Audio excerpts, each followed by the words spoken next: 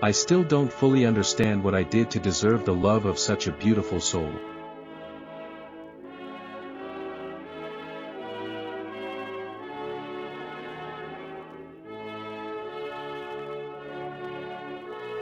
Jen, Jenny and Jennifer are essentially three women, all with the same beautiful soul. They all love me and I love them all.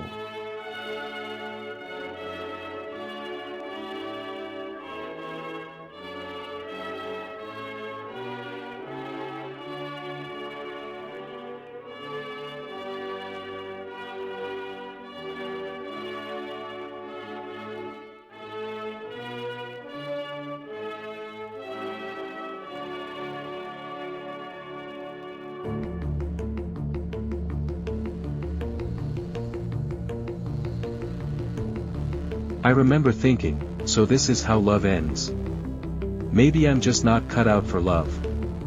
I can't deal with this much pain again. I'm not sure I'll ever recover enough to love any woman again. Then suddenly I felt the urge to pray, the first time since I'd lost my mom, whom I loved too, as a little boy of 8, saying, "Please God, keep my princess safe.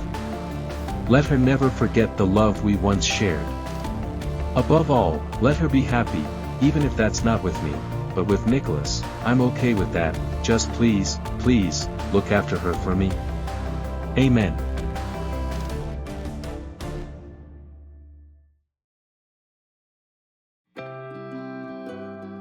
As you know by now, I'm Ian, 22 in this photo and more than a little heartbroken. In episode 1, The Girl Who Dared to Love Me, we saw Jen, my fiancée, boarding the Boeing 747 from Cape Town to London, not alone, but with her ex, Charles. From the balcony of Cape Town's airport, overlooking that unfolding scene, I saw it too and was powerless to stop it. You may recall that after a little too much champagne, her and Charles sitting next to each other, Lizzie awoke to find her head snuggling warmly on Charles's shoulder. He'd not moved her head away, she'd not moved her head away, even as she lay there, awake. It felt so comfortable, familiar, nostalgic. Jen would later admit all that to me. But I understood. For 2 years Charles and her had loved each other, almost ending up married. Meanwhile her mother had made loving me extremely painful for Jen, for the girl who dared to love me.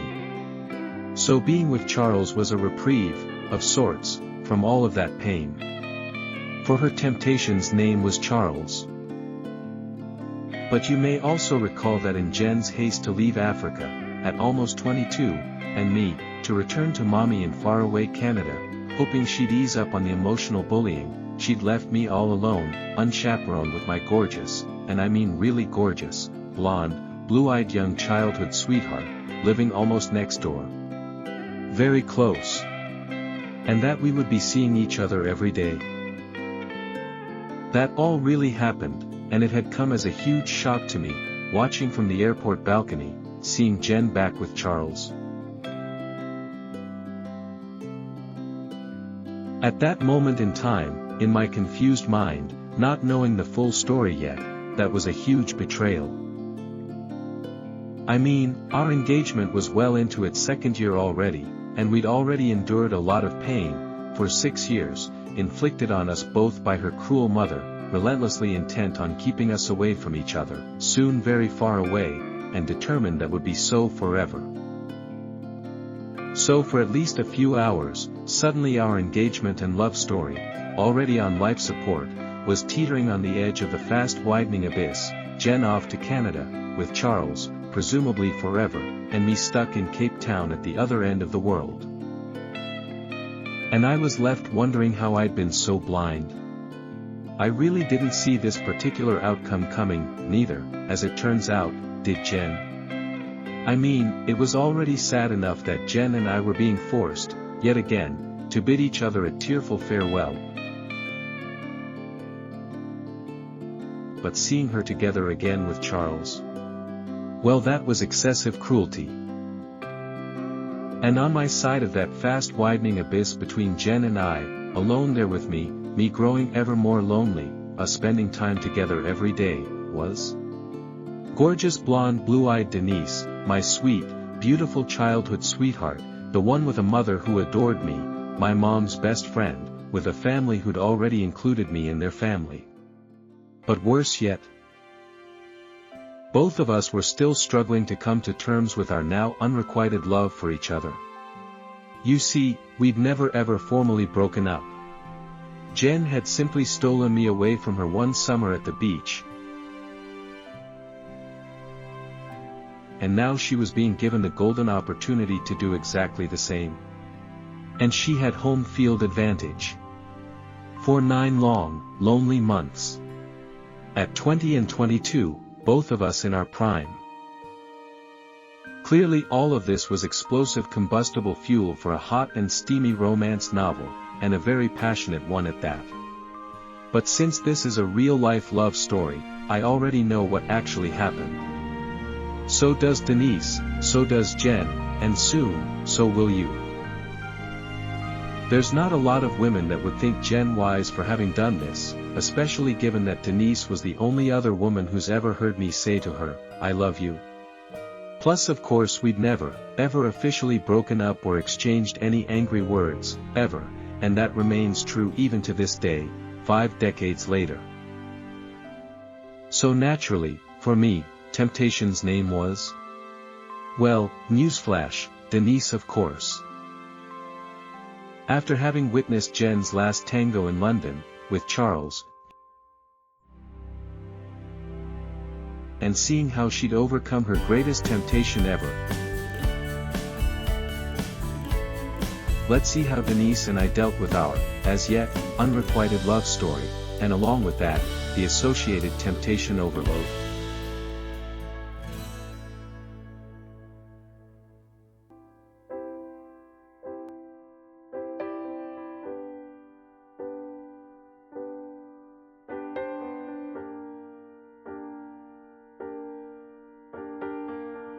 I'm Ian, Nicholas in the novels, an old man now, almost 70. Disclaimer.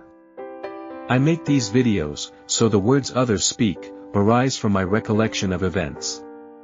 They reflect my understanding of their and my feelings for each other, way back in our teens, which is long ago now. But I have a photographic memory, I never forgot, I never will.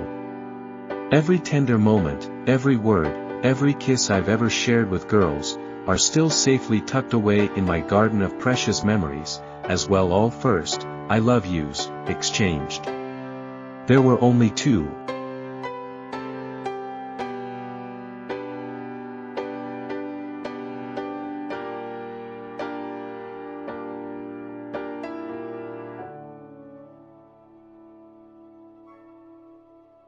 Hi, I'm Denise Hepburn. In real life, and in these novels. I'm shown here in my late 20s, with my lovely older sister, Kathy, who's a very talented chef, so I got to eat very well when I helped her. You've heard my younger teenage alter ego tell most of this story so far, but now it's my turn to retell a rather fate-filled tale, which is now clearly apparent with the benefit of hindsight, but with some humor thrown in. This young guy, shown posing here in early 1976, with my sister Kathy, the beautiful bride, on her wedding day in Rosebank, Cape Town, was my childhood sweetheart, and I was his. Ian, his Nicholas in these novels, and I, had grown up together in rural Africa. Our moms were best friends. But one fateful summer vacation, which happens over Christmas time in the Southern Hemisphere, his family went to the wilderness, nestled along the warm Indian Ocean. That's when cruel fate started to intervene, to mess with us, with our emerging young love story.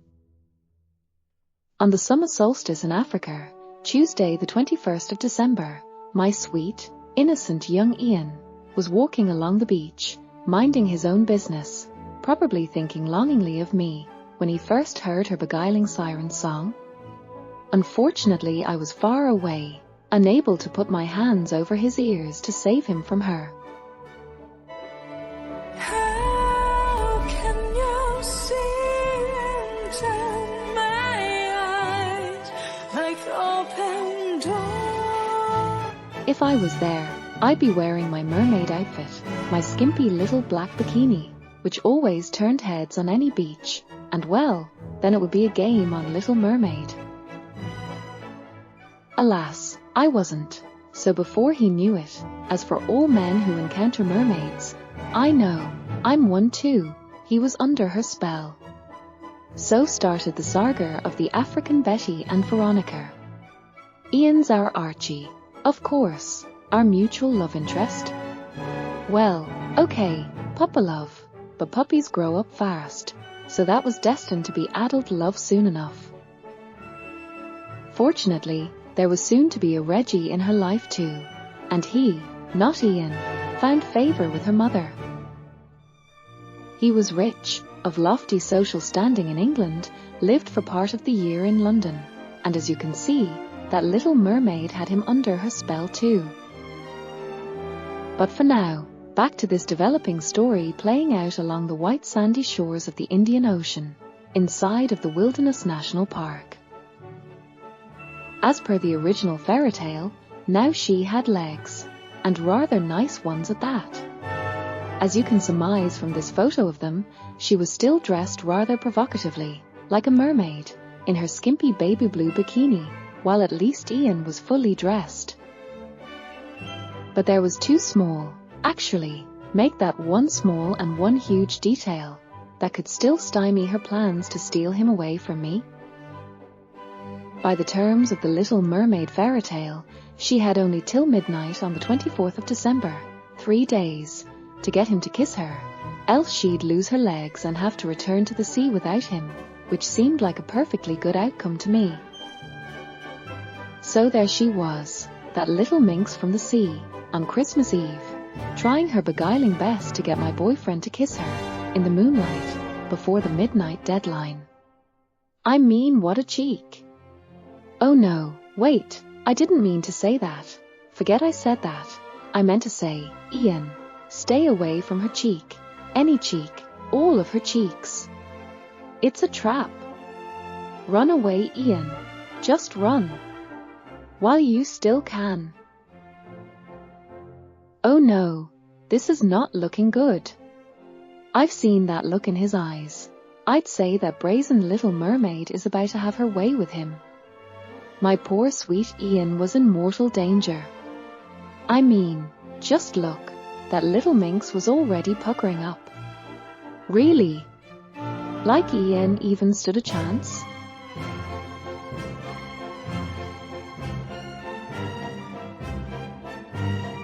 So it was that with only minutes to spare before the midnight deadline, she seduced my poor innocent young Ian. So she got to keep her legs and, unfortunately, also my Ian. Maybe. Maybe not.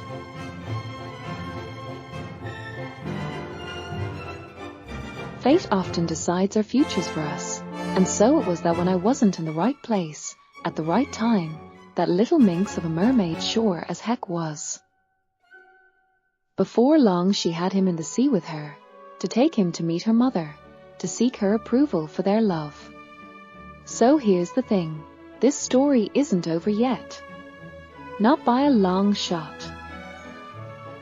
You see, her mother was the sea witch, who when she arose from the sea, to dry land, transformed into a vampirish version of Snow White's mother, sucking the life blood out of her daughter.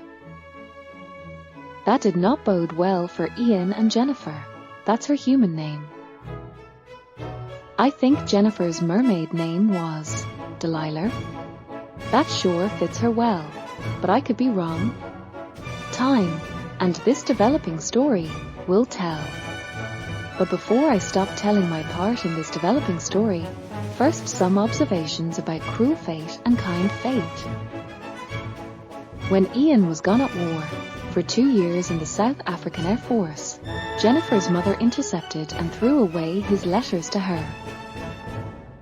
Jennifer was heartbroken, thinking he'd not even loved or respected her enough to write her a breakup letter. During those 2 years, the mother's favorite, Charles, the Reggie in this developing story, pursued poor heartbroken Jennifer, charming her, right up to the point of their pending engagement. I mean, how fortuitous was that? Meanwhile, with Ian also heartbroken, thinking Jennifer was dumping him without even the courtesy of a Dear John a letter, I went to visit him, with my sister Kathy, to the city in which Ian's Air Force Base, Waterkloof, was located, to see if maybe we could rekindle those ever-present old feelings, warm ones, promising ones, happy ones. You know what? That worked. In fact, it worked so well that Ian spent what little money he had saved up to buy an old 1950s VW Beetle, then drove down to see me and my family for his first Christmas away from Jennifer, who was by then way too far away for him to even contemplate surprising her. But that's when cruel fate intervened, yet again. Ian spent a lovely Christmas with my family. Without me having been warned by him in advance, Ian just assuming I'd be there too, silly boy. He arrived to find me gone, visiting with a friend and her family that Christmas.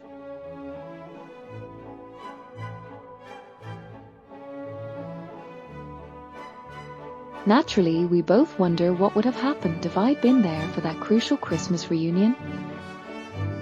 But I wasn't, and Ian left again without having seen me, hugged me, kissed me, or even just held my hand.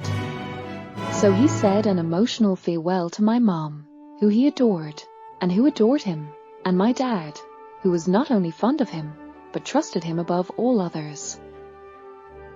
By zooming in on his face, as he said goodbye, his mission to reconnect with me having failed, it's easy to see that he was about ready to give up on our love story, any love story, all love stories. His emotions were raw. So it was that with a heavy heart, he left back for his Air Force base. To make matters worse, adding insult to injury, halfway back to his base, his new old car broke down, irretrievably. So now he had no car, no money, no girlfriends, and almost no hope, though soon enough that would also be gone. This all could inspire a popular country and western song. His friend, a mutual acquaintance of ours, had heard Tarbu Mitchell bragging about his relationship with me, so he told Ian, then far away again, still in the Air Force. So Ian then quietly backed off. He let go of me, unselfishly, without a fuss, so that maybe we could make that work.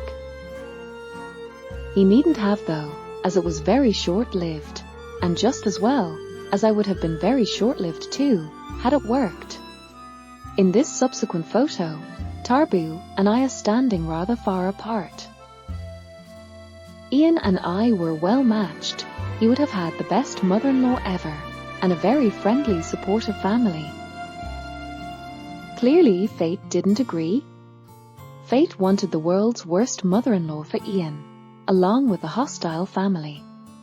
That was the price he'd pay for falling in love with Jenny, who in turn paid a very high price for falling in love with Ian. Kudos to them both for placing their love for each other above all that. For the last 53 years, and counting, they've steadfastly loved each other anyway, despite all that pain inflicted on them for daring to love each other.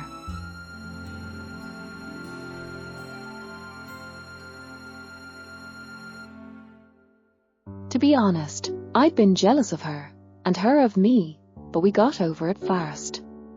So started a lifelong friendship between the African Betty, me, and Veronica, Jenny. Throughout all these many years, we've genuinely cared for each other's happiness. Better yet, we've respected each other. We met because we both knew Ian as young girls, but he'd not be our only shared interest or concern in our lives. Since our 50s and 60s, we've both struggled to overcome breast cancer, Jenny twice. We were both in our late 50s then. What we do now know is that whether he'd ended up with me, or with Jenny, after age 50 he would have had to deal with his wife getting breast cancer. He'd not have escaped that, with either of us. I saw Ian again when he came back to Africa from Canada, a special trip to take his mom to say goodbye to my mom, whom he adored, as did she, him, in hospital, dying of breast cancer. I was in my early 30s then. During that visit, at a party at my sister Sandy's home given to welcome Ian back to Africa, I'd meet my husband, Sean, also Irish, a friend of Sandy's husband.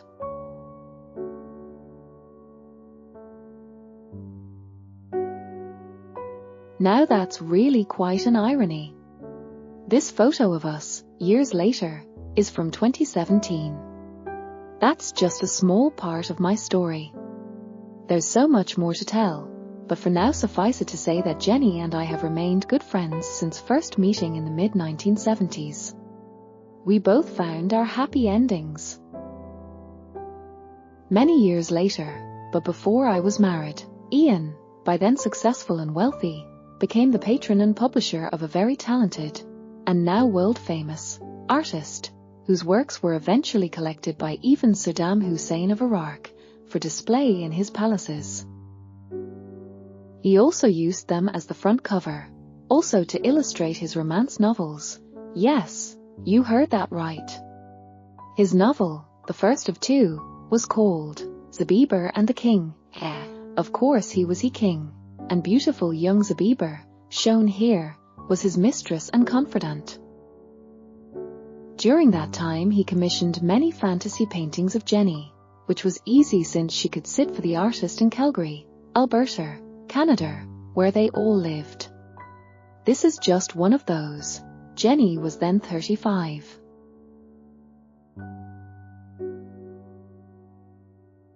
Here's another, one of many of those paintings. But what comes next is a bit of a shock for me, and my older sisters Sandy and Kathy. All of us very close to Ian, having grown up together, me having been romantically linked with him, as you now know, and, of course, by association, we were all fond of Jenny too. Before I'd even met my future husband, Sean, Ian had this fantasy painting done of my happy ending, from a small photo of me he'd given the artist, along with his detailed description of me, the kind of person I was, and how it had felt for him to have loved me. His instructions were to make it a passionately romantic work of art. And this masterpiece of my sister Kathy, shone with the love of her life, Leon, whom Ian knew well. It's a poignantly sad story, and painting, since they were forcibly split apart, their love story staying unrequited. And this masterpiece of Sister Sandy, with his older brother, Erwin, a doctor, who broke Sandy's heart. Ian felt very protective over Sandy, his oldest friend, since age 6, so he was rather upset with his brother for having hurt her. I think it's pretty obvious how much his three sisters meant to Ian, and later to Jenny, since we've never lost contact, though our husbands have at times made that awkward, for no sensible reason, other than being insecure, which truthfully is unwarranted. Jenny, on the other hand, long since shunned by her mom, corresponded with our mom, and genuinely loved her, and by association, all of us, as sisters. She's had none since 1977, not even uncle and aunts or cousins, nobody left, all told by her mother to shun Jenny too. So we were the closest to a real family she'd ever had. Naturally she asked Ian to display us three sisters, together with them, forever, in her dream home, Chalet Rose. Even though we all lived a world apart. The reason I'm at the top of the stairs is simply a tacit admission of my importance to Ian, once upon a time, also to recognize my role in helping them end up together and for them to be married. More specifically, it was her way of saying, a thank you Denise, for not using the 9 months that I was gone from Ian's life, when you were living less than 100 feet away from Ian, him alone in his apartment, you all seeing each other almost every day, to take him back from me, which I concede you could so easily have done, but you didn't.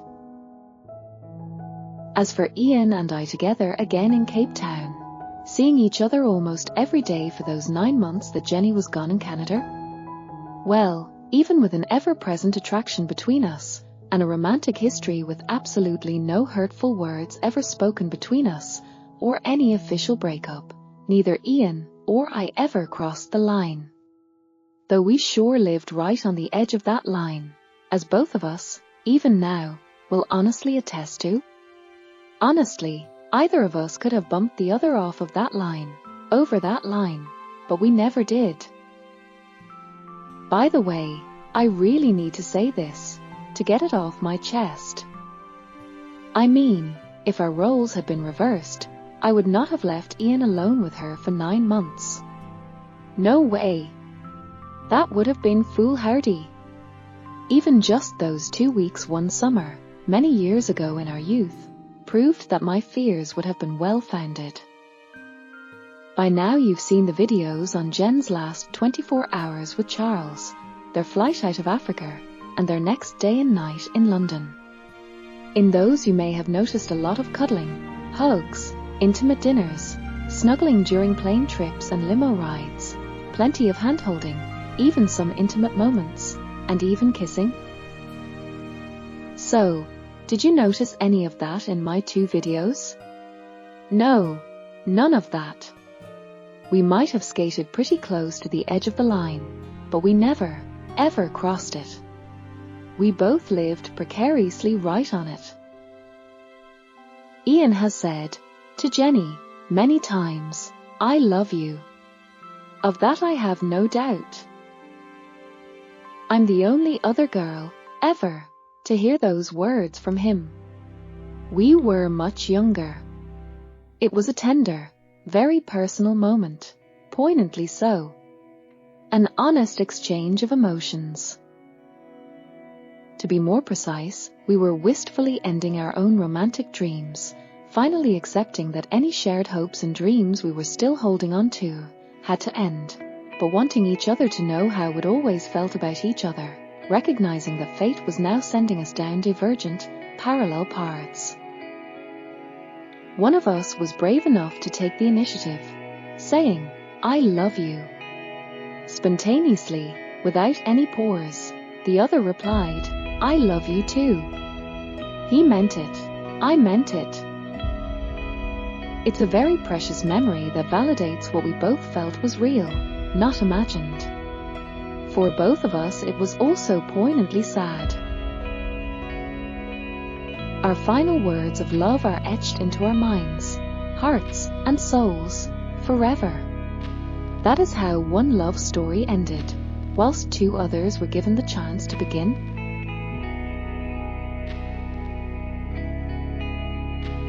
Were Ian or I ever sorely tempted? I'm not going to say, neither will Ian. We'll just leave you to figure that out. But in case you're wondering, for both of us, that's exactly what an unrequited love story feels like. This is a realistic, virtual reunion of these 2 beautiful friends, made from one of Denise's photos, since we've not seen each other since 2015, but after they'd both survived their breast cancer ordeals, in Jen's case, twice.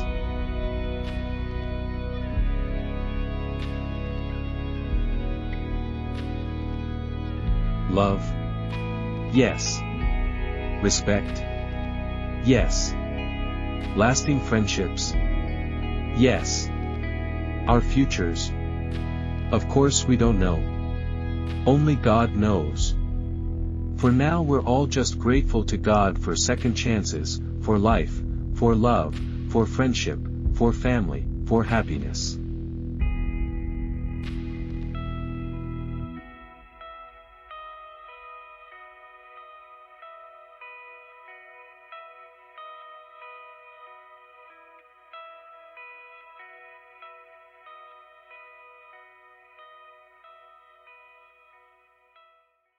I'd loved Jen enough to let her go. I really had no other choice, she was dangerously depressed. For her own safety, Jenny needed to return to Mother in Canada, so that her emotional blackmail, all directed towards that particular ending anyway, would abate, which it did.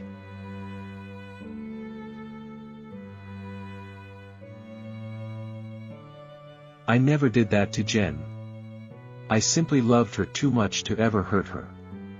So I chose rather to save her life and, in so doing, suffer the pain of love lost, maybe. In Canada, Jen's depression soon lifted, and that gave Jen time to think about her own life. Whether she wanted to be her mother's avatar for the rest of her life. Whether she wanted to fight for our love, or, as mother was demanding, break off our engagement and date others there. Jen stoically declined, whilst planning her escape back to Cape Town, to me. We're so used to stories of damsels in distress being rescued by knights in shining armor, sometimes by princes, but even though I tried to reprise at least one of those roles, I'd failed. Defeated by the most evil woman I've ever met. Demure sweet young Jenny had to overcome her fears, pick up a sword and then enter into mortal combat with the old fire-breathing dragon, herself, on her own, to escape her captivity. Within 1 month she wrote me, pleading with me to come and rescue her, to take her back with me to Cape Town, for us to finally be married there and resume our adult lives and our long-running love story.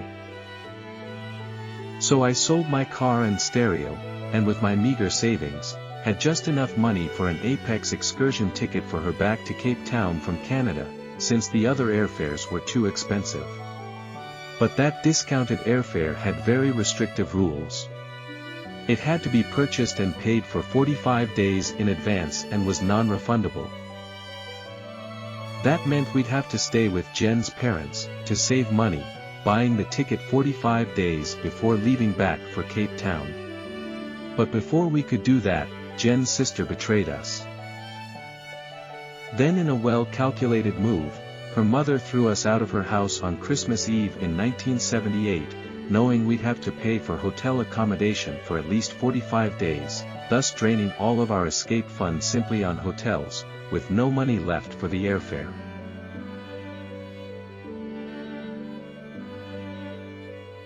We spent the next 3 days and nights in the honeymoon suite of a downtown hotel. That's where Jen and I were married and consummated our marriage.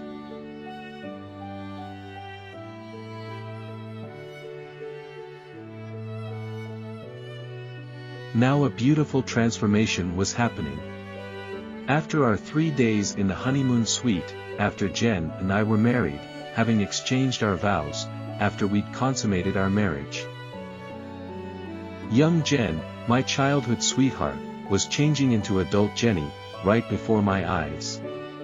My innocent, beautiful butterfly, Jen, was fading away, and an even more beautiful, more mature butterfly, Jenny, was emerging, now focused less on mother's approval, and more on our love's survival.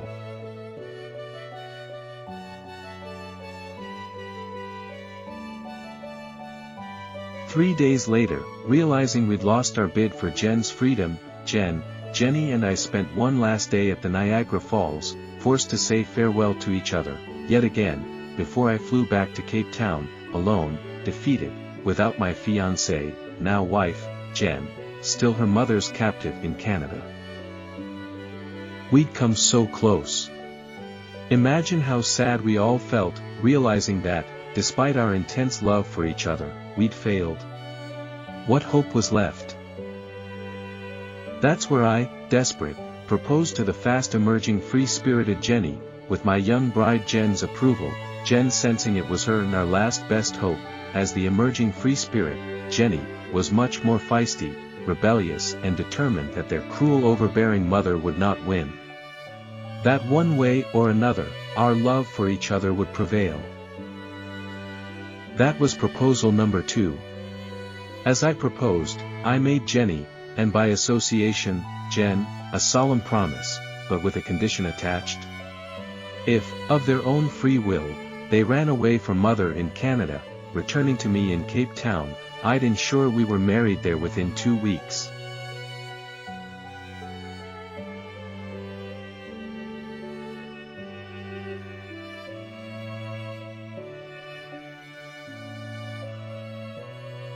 Jenny, with Jen hopeful, smiling in full agreement, accepted my proposal and its condition. If that wedding ever happened, it would be wedding number 2, Jenny would be bride number 2, and of course, she'd bring Jen along with her too.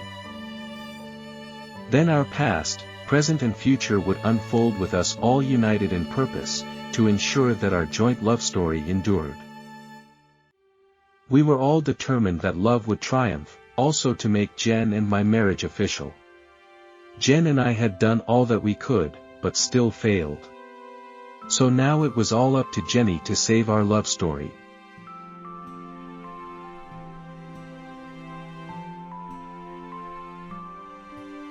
I'm Jenny, at Niagara Falls in late December of 1978, 3 days after Jen and Ian's honeymoon. Jen was no longer a young girl, she was a woman now, and I was that young woman. Jen was still with us, after all she had 7 years of romantic history with Ian, so, realistically, she'd always be with us. Imagine an intense but always challenged 7-year-long love story, which had survived against all the odds, having been consummated in the honeymoon suite just 3 days ago, now faced with a tearful farewell, maybe forever, if mother had her way. For 7 years Jen had tried to save our love story, and failed. Ian had tried, and failed. Now Ian was headed back to Cape Town, defeated, once again, by mother. Jen and I forced to return to be mother's unwilling captives. The future of our love story with Ian looked bleak. I'd just been given the sole responsibility to save Ian and Jen's love story, and, of course, mine. It was now or never. I had to break free, to prove to Ian, Jen and myself that we all deserved to win, for our love story to live on. Mother was just as determined to end it for us all. Imagine that. Rescuing our love was now the full responsibility of just one of us three, Jenny. She'd accepted the challenge, but would she succeed? Of course we all knew their mother was as determined that our love story would end, that time and distance would take its toll on our love, that our desperate quest for freedom would fail, yet again, and thus probably forever.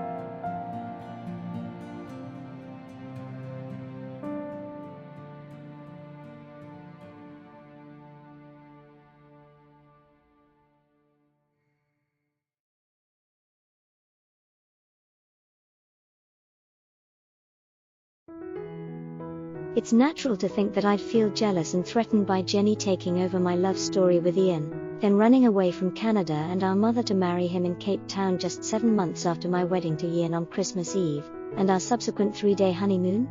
But since Jenny and I share the same soul, I'm not and I don't. Ian and I met and fell in love when I was not quite 15, him 6 months shy of 16. Ironically, mother was used to introduce us, but after realizing we loved each other, she did her level best to keep us apart, for no good reason other than her insistence on controlling every aspect of my life, including any romances, and certainly where I lived. That would always have to be close to her. I was her golden girl, her avatar through which she was reliving her life.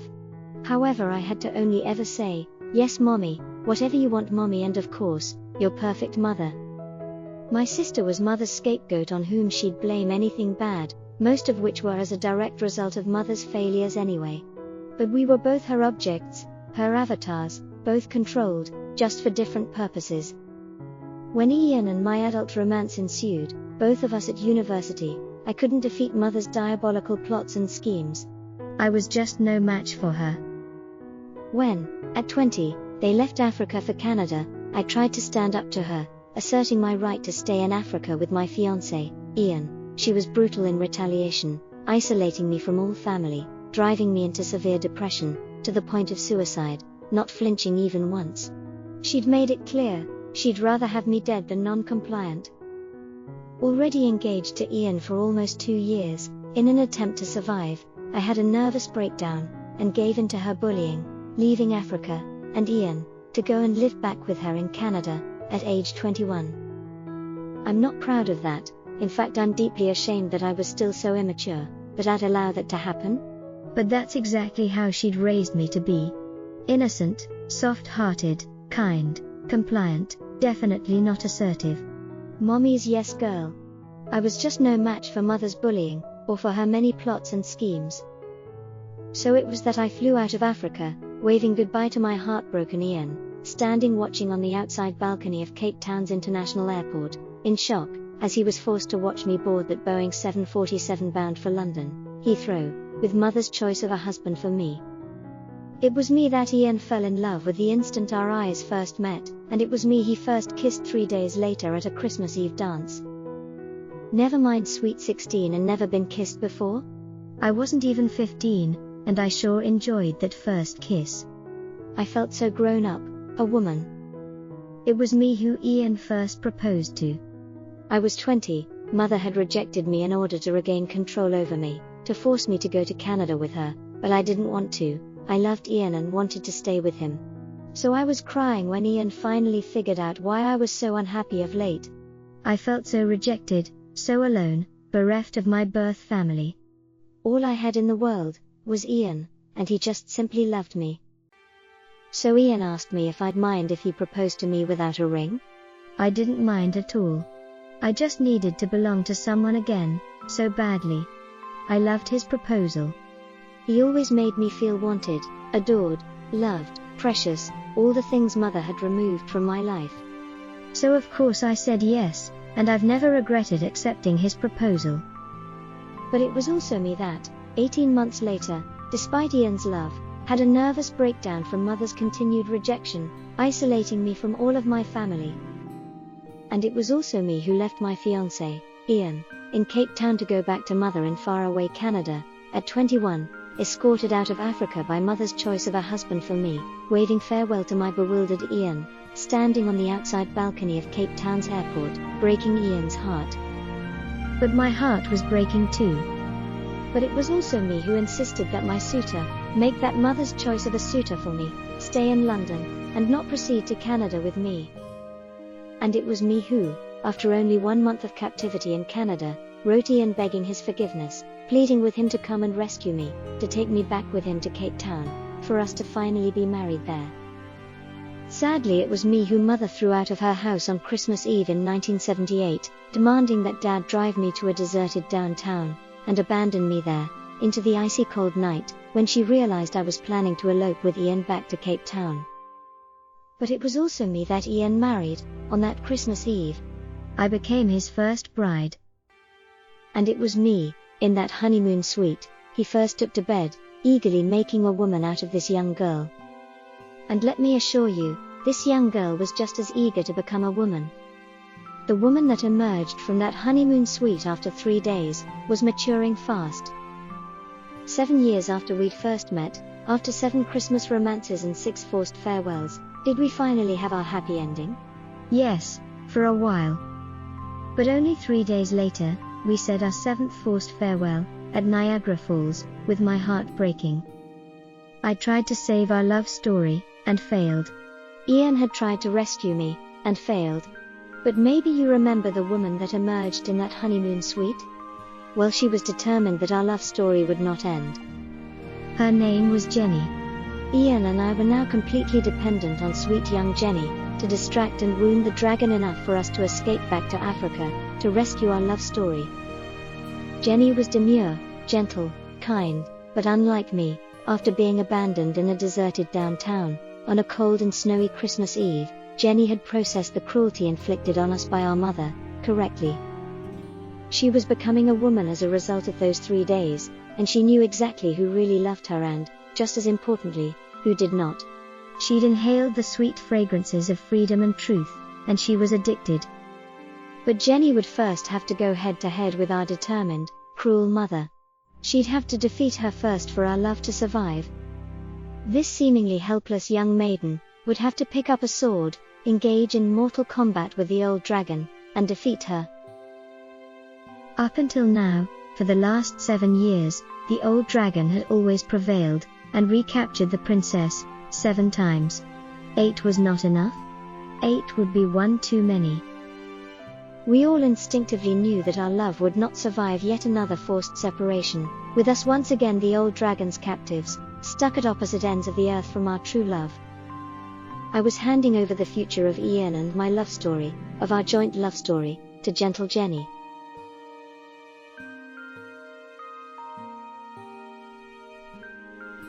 Jenny loved Ian, I loved Ian, Ian loved us both. So 7 months earlier, at Niagara Falls, defeated, desperate, we'd all agreed to do whatever it took to defeat Mother's evil, to let our joint love story win.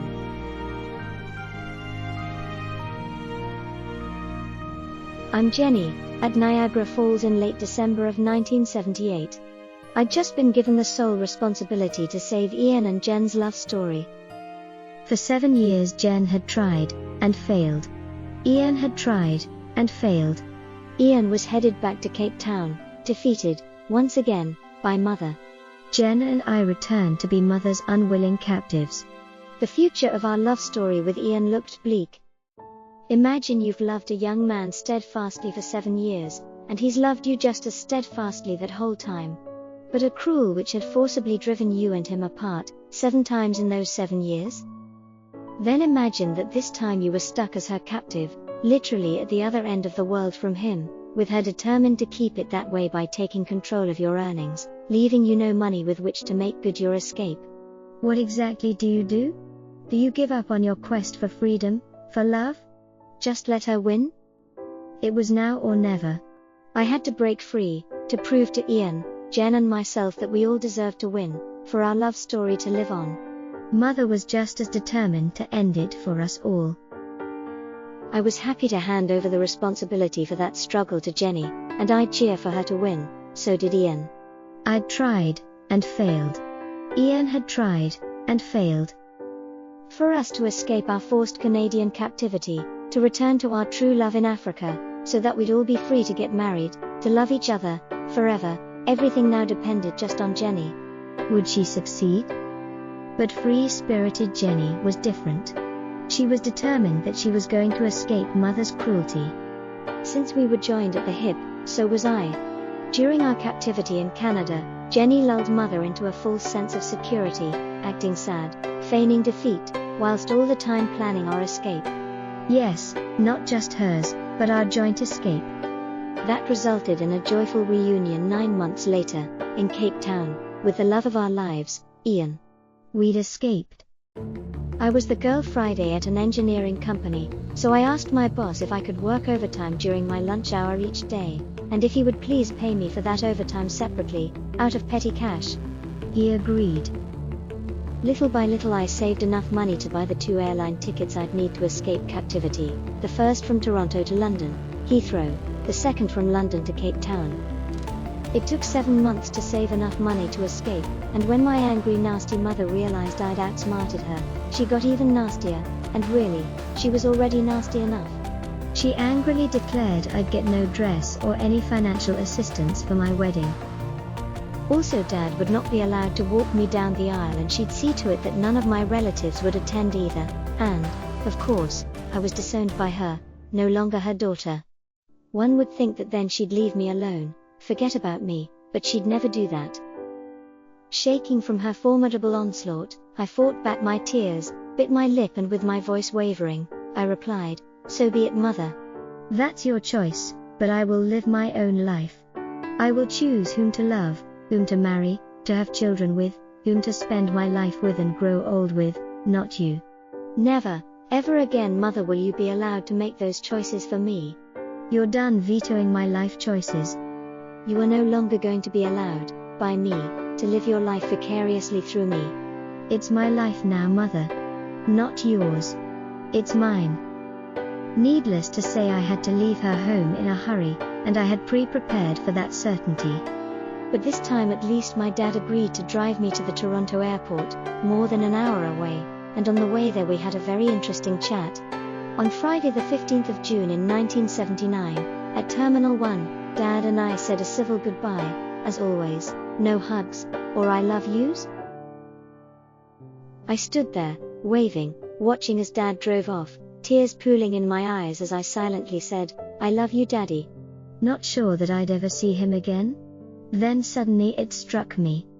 I was all on my own in the world, in a state of limbo, stuck between my past and my future. I turned and walked into Terminal 1, found the ticket counter and checked in, ready to embark on the first of my 2 flights to freedom. I'd have 2 long nights and a day on my own, in transit, stuck in limbo, between my past and my future, hoping, praying that I'd not be stuck in this anxious, uncomfortable state forever. In my final letter I'd written to Ian several weeks ago, that being our only form of communication, giving him the particulars of my flights to freedom, to Cape Town, to him, knowing that there was not sufficient time for his reply, I told him not to write back, just in case Mother discovered his letter and my escape plans. We'd entered the uncomfortable news blackout phase of my tense escape. Hopefully that letter had arrived. Hopefully Ian knew to meet me at Cape Town's airport on Sunday morning, the 17th of June. But even if he'd got my final letter, he had no idea if I'd made good my escape. He knew all too well, from our painful experiences with Mother through the years, that so many things could have gone wrong. He had no way of knowing if I'd actually be on that overnight flight from Heathrow to Cape Town, if I'd actually walk off of that Boeing 747, if I'd actually walk out of customs and be there to reunite with him on Sunday morning. So Friday's overnight flight from Toronto to London was exciting. I mean, I'd successfully escaped my captivity. But it was also tense with the anticipation and uncertainty of my next meeting with Ian, scheduled to be on Sunday morning, back in beautiful, loving, warm and sunny Cape Town, hopefully. Early on Saturday morning, I'd arrived in London Heathrow, tired, disheveled, forced to mill around all day in the airport, waiting for my overnight flight back to Cape Town, in the very same Boeing 747 that had carried me off into my painful, long captivity, on Friday the 6th of October, almost a year ago. At times cruel fear gripped me, as I wondered what would happen if Ian was not there to meet me the next morning. Worse yet, what if he'd had a change of heart? What if he'd also walk away from me, leaving me stuck in my uncomfortable state of limbo, forever? But on my final overnight flight on Saturday night, from Heathrow to Cape Town, I banished all negative thoughts and fears from my mind.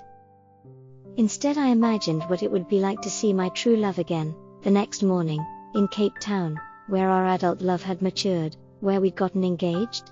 What it would be like to be back with him in our apartment again.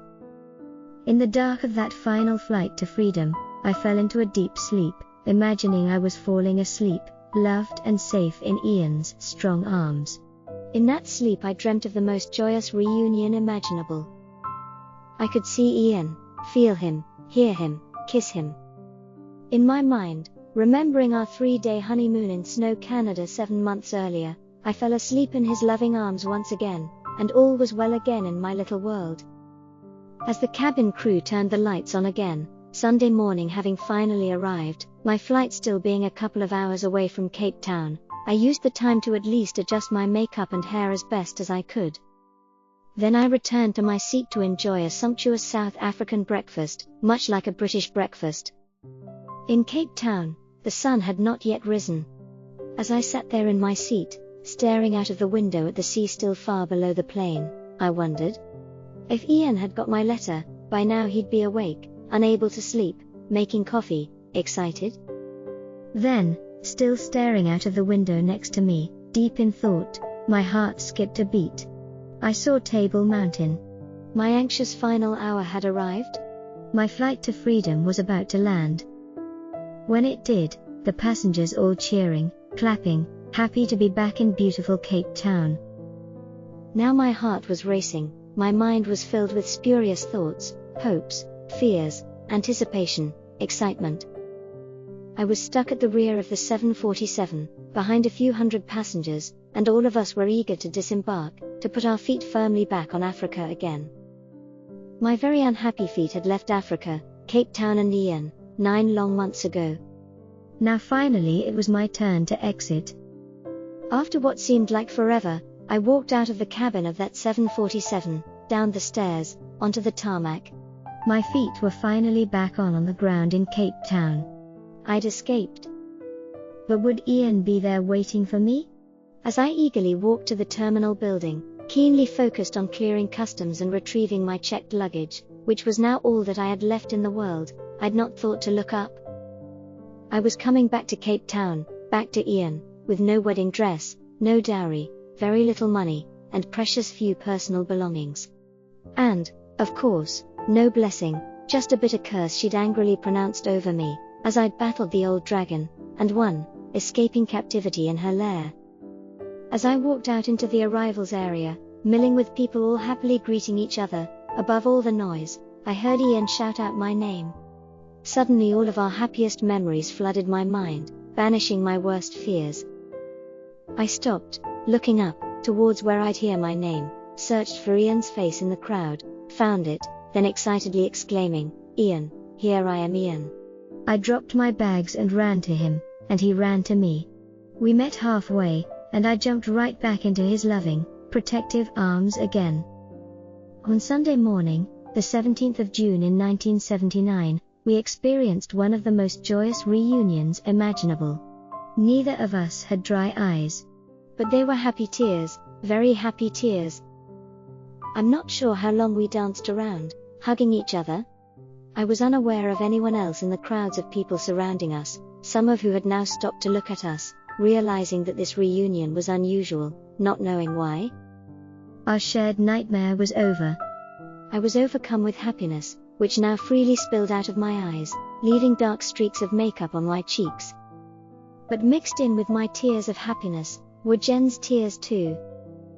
She was back in the arms of that young boy, now a man, who'd kissed her in the moonlight, on Christmas Eve 7 years ago. She was back in the loving arms of our Ian, who'd proposed to her in Cape Town 2 years ago. She was able to feel his warm lips, united in love with hers, once again. Jen was back in the arms of her long-lost sweetheart, reunited with the man she'd said a tearful 7th farewell to, just 7 months ago. I could feel Jen's young heart beating strong within me, in unison with mine, as she realized that she too was finally back with her true love, the love of her youth, our true love. We'd escaped, Jen and I, both back in the strong arms of our true love. Ian's promise to us both there as we all said that sad 7th farewell, was that if we escaped our captivity in Canada, of our own free will returning to him in Cape Town, he'd ensure that we'd all be married there within 14 days. After having endured 7 forced farewells, this, our 7th reunion, was the happiest one imaginable. After a while, I grew self-conscious, knowing that my face and hair were a mess. I smiled sheepishly, heading for the ladies' washroom, while Ian went to retrieve my bags, now standing all alone on the tiled floor some 20 yards away. Had Jenny looked up at the balcony as she walked across from the 747 towards the terminal building, she'd have seen me standing there, excitedly shouting out her name in vain, the noise of the airport drowning out my voice. At least I now knew she'd escaped. So my agony was over. I didn't know all the details, but she didn't yet know I was here to meet her. So her agony and angst persisted. I hurried down to arrivals to anxiously await her exit from customs after she'd retrieved her luggage, to be there when she emerged.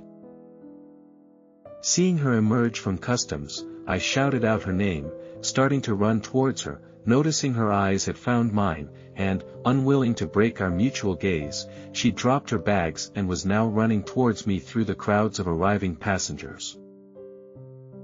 Within seconds she jumped into my arms, and we were laughing, crying, hugging, kissing. I remember thinking how small and light she was, how fragile she felt in my arms. I'd forgotten. She almost felt too light and fragile to be human. Maybe she was just part of a lovely dream. But I wasn't dreaming. Jenny was back in my arms, both of us now unaware of our surroundings, the real world having disappeared. I've never felt that I had a vocabulary with English words strong enough to describe our immense joy at being reunited. Perhaps as I learn more Spanish words, I'll find words that will do our reunion justice. Latin languages are very romantic. We both have a distant shared French heritage, so perhaps French better describes those feelings. One French word sprang to mind back then. I disengaged for a brief moment, looked deep into her eyes, found her soul there, and said, "Je t'aime Jenny, je t'aime." Then I kissed her with an all-consuming urgency, and she kissed me back, passionately. 7 years and 7 months after our first kiss at that Christmas Eve dance, in the African moonlight in 1971, we'd sealed our 7th reunion with a kiss. Against tremendous odds, love had won. Jen excused herself to go to the nearby ladies' washroom, no doubt to fix her makeup and hair, that our frantic, emotional reunion had messed up, not realizing that her mere presence and her natural beauty enhanced her makeup, not the other way around. As I went to retrieve Jen's solitary suitcase, still standing on the airport floor where she'd dropped it to eagerly run back into my welcoming arms, the immensity of what Jenny had done, struck me. The clothes she was wearing, her handbag mostly filled with mascara, comb, lipsticks, and blush, her purse with perhaps $50 in it, and her passport, plus all of her worldly possessions now contained in just this one suitcase, and me, were now all she had left in the world. Jenny had been about as close to a perfect daughter as one can ever hope for. She was always at the top of her class, a ballet star, a drum majorette, didn't drink, smoke or do drugs, was not promiscuous, was gentle, well-spoken, kind and courteous. When I see Jenny feeling sad, wondering why her mother thought so badly of her, I quickly reassure her that if I knew we'd have had daughters like her, I'd have asked her to have several. The real cause of her fall from grace, is that she'd always been mother's golden girl, her perfectly obedient little yes girl, till now. We'd known and loved each other for 7 years, and after I asked for her dad's permission to marry her, we'd been engaged for 2 years, and she was not pregnant. For all this, Jenny deserved some recognition and kindness from her mother and dad, even if that was just $100 to help her buy her dress. Instead, she was cruelly rejected, chased away with absolutely nothing to show for her 22 years of having been their perfect daughter. Why? For daring to want to live her own life and dreams. For daring to love me, not allowing her mother to choose her husband, which really was her way of reliving life vicariously through Jenny. But let's not forget her dreams, our shared dreams, our love, which is and always was our real treasure. There and then I'd resolved to spoil Jenny for the rest of her life, to make all of her material dreams come true, as well as her romantic ones. Fortunately, I had a successful career as a computer systems expert at a time when my peers, Bill Gates, Steve Jobs and others, all of us the same age, were riding the wave of the computer revolution. It seems I was chosen by Jen's real daddy, at age 15, to look after her, as he already knew she would need all the help and protection she could get, and that I could give. What an adventure life has been since first meeting Jen, at midday on the summer solstice, way back in 1971. My life's never had a dull moment since. 9 months later, 7 months after my failed rescue attempt, Jen had stared her overbearing mother down, and had indeed escaped back to me in Cape Town. I'd loved her enough to let her go, even though it broke my heart, and now she'd come back to me, of her own free will, with almost nothing, only herself and, of course, inside of her still, forever, young Jen, the girl I'd fallen in love with 7 years and 7 months ago, the young girl who dared to love me. After 7 sad forced farewells, Jenny, Jen and I were back in each other's arms. Unbeknownst to them, yet, in only 13 days, on Saturday the 30th of June, with 1 day to spare, we all had a wedding to attend, ours. Nothing was going to stop us now. Surely. Time would tell. A year ago Ian had loved me enough to let me go, even though it almost destroyed his life. Now I'd come back to him of my own free will, after having paid a huge price to do so. I'd made a huge mistake leaving my fiancé in Cape Town 9 months ago, to return to be mother's captive in faraway Canada, but thankfully Ian thought I'd redeemed myself. Courageously, after 9 months of captivity in Canada, Jen ran away from mother, flying from Toronto first to London Heathrow, then the next day to Cape Town to be reunited with me in one of the most joyous days of our lives.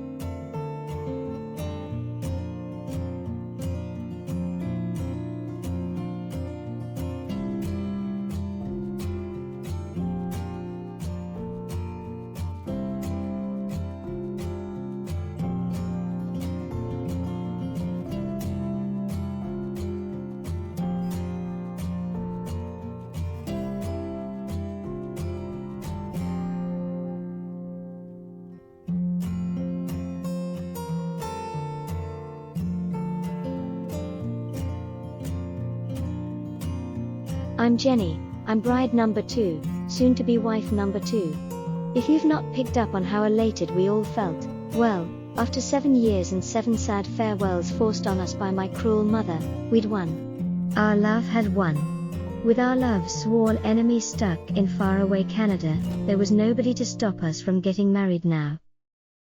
Late as we were for wedding number 2, mother having ensured that my dad would not be there to walk me down the aisle to Ian, standing waiting expectantly at the front of the church with the reverend, instead Ian and I ran hand in hand down the aisle, with me trying in vain to stop giggling, to the front of the church.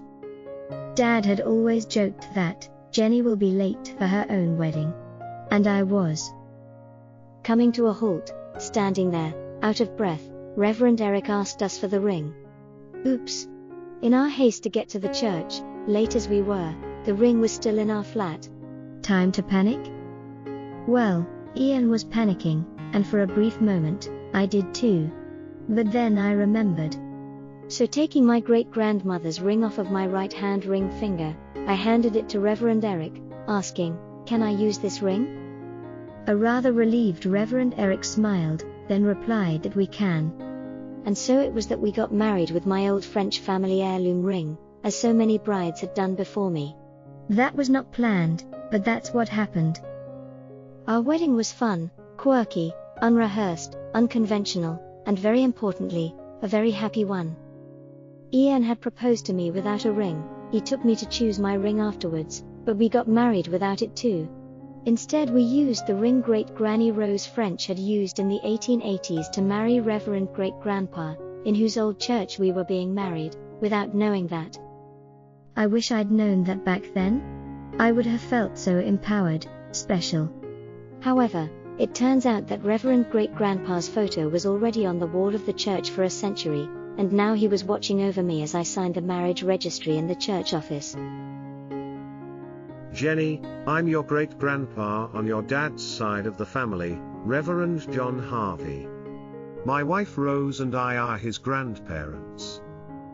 You great-grandma Rose and I are exceptionally proud of you.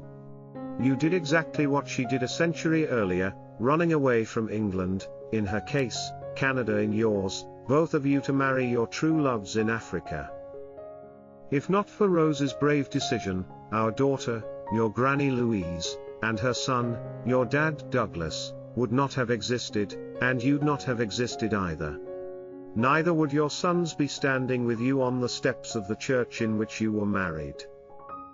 My old church. Ian choosing Rosebank Methodist Church for your wedding when the nearby Presbyterian church was not available, seemed, at the time, to be a random choice, but it wasn't. Jenny, that was your destiny. Your mother ensured that your dad wasn't there to walk you down the aisle, to give you away to Ian, and that no relatives were there with you either, or so she thought. But all of us had called this church home in the 1890s. You were not alone, Jenny, we were all there with you. Jenny, you didn't plan to get married in my old church, that was God's plan. And you really did use Great-Grandma Rose's old heirloom French engagement ring as your wedding ring, without knowing you were getting married in her and my old church.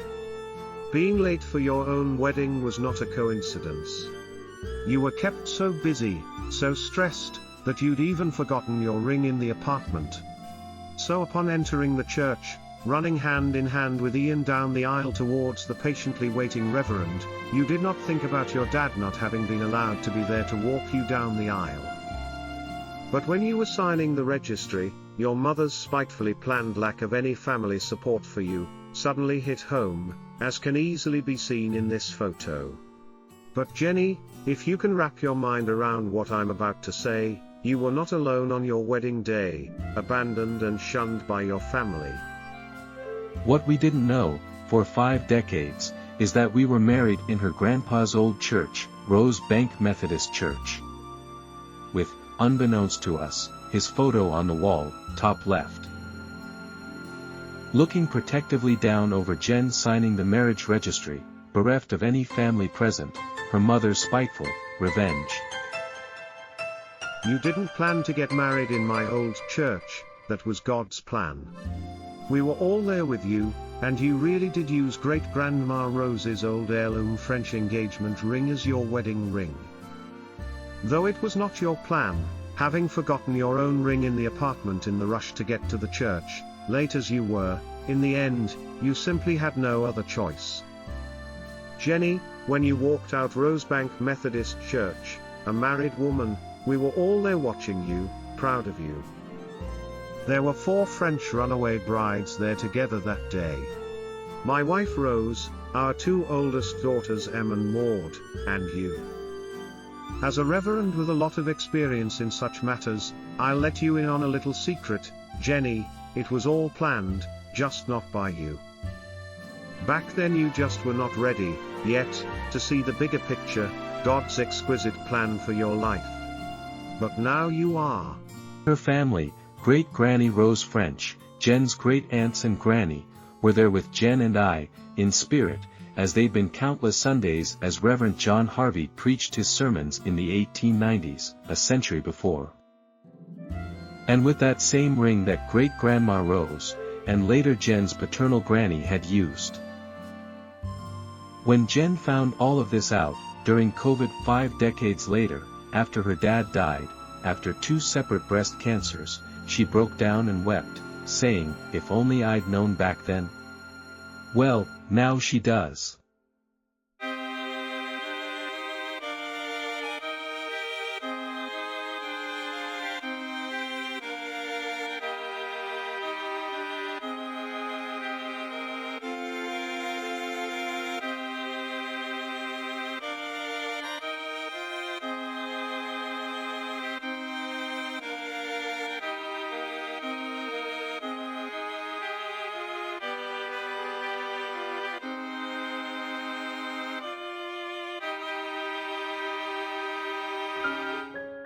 At age 22 and a half I ran away from mother in Canada, back to Cape Town, via London, to see if Ian would still want me. I longed to be back with Ian, in his strong, protective, loving arms, in our apartment in Cape Town, once again. For 9 agonizing months I'd been mother's captive in faraway Canada, during which time I'd had some accelerated growing up to do. 9 months in Canada, back under mother's iron-fisted control again, was enough for me to know what I wanted. Freedom. Freedom to love and live a life, filled with hope and dreams, my dreams, not hers. I'd secretly planned my escape, disappearing from Canada in mid-June of 1979, reappearing in Cape Town, via London, 2 days later. Ian, my fiancé, was patiently waiting for me. He had only one condition, insisting that by the end of June we'd be married. No more waiting. He'd simply insisted that 7 farewells was all that he, or I, could handle, and that must finally end.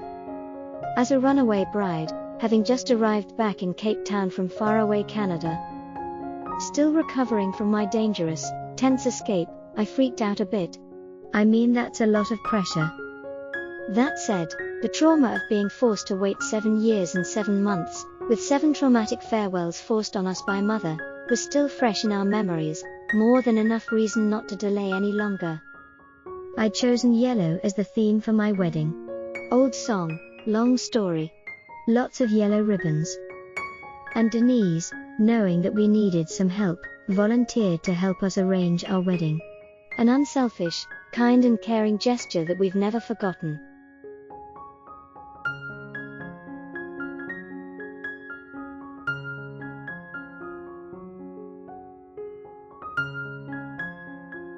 Starting at age 15, Jen, then later Jenny, both really feminine girls and women, who both come across as having a very gentle soul, have made several courageous, but ultimately well thought out, decisions, often betting their entire future, even their life, on them. Let's go back 7 years and 7 months in this story, to look at just one of those bold gambles.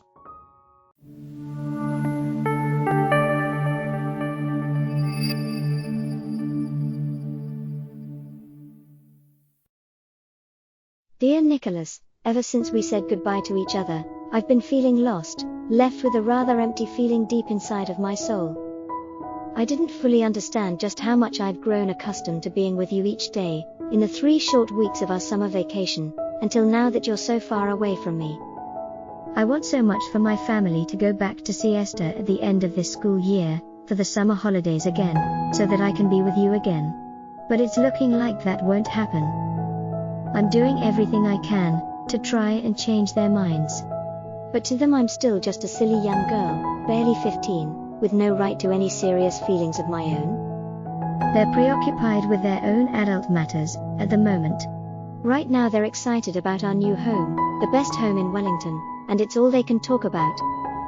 I really stand no chance when trying to get them to take me seriously on matters of our romance.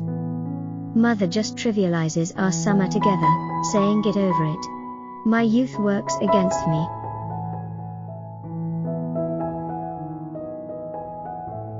On the bright side, we now have a lovely, very private pool, and as it gets rather hot here in Wellington, I'll sure enjoy that.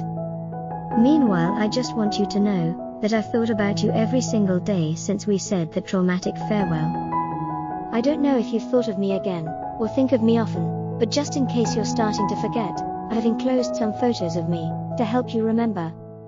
When you look at my photos, please turn them over and read what I wrote on the back. I really mean what I wrote. I often find myself daydreaming, in class, at home, everywhere really, remembering our summer romance.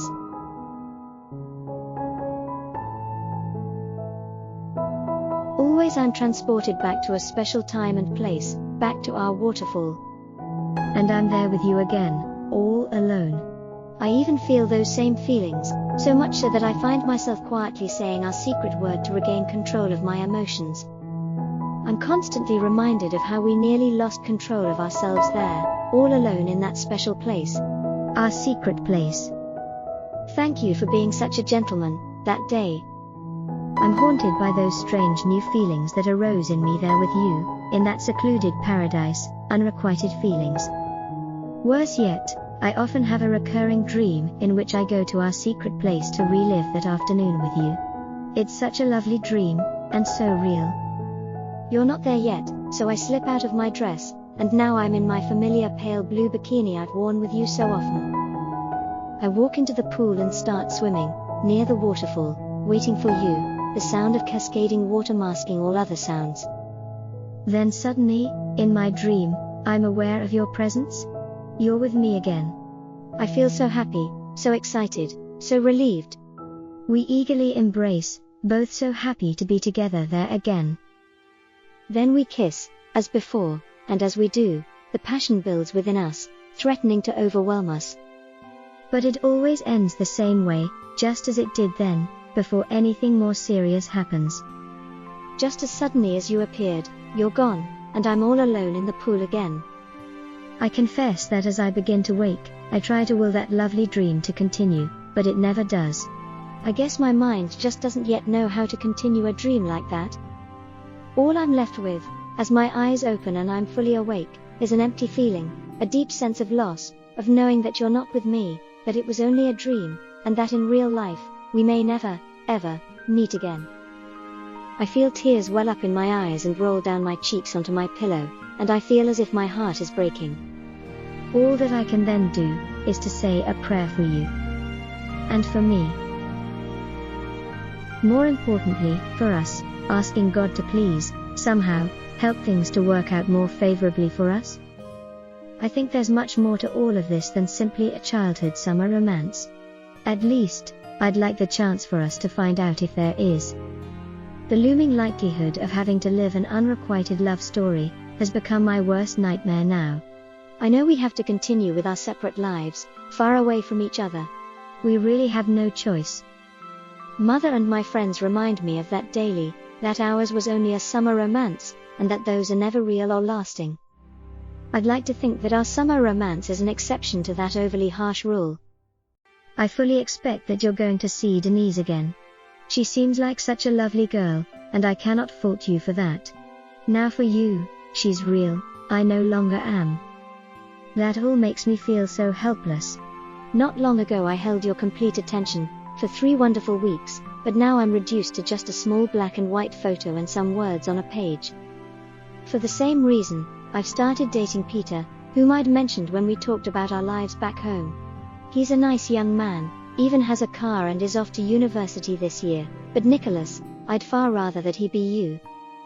If we never meet again, I'd want you to know at least this: our summer romance, the one that everyone else tells me to forget, was, and always will be, unforgettable.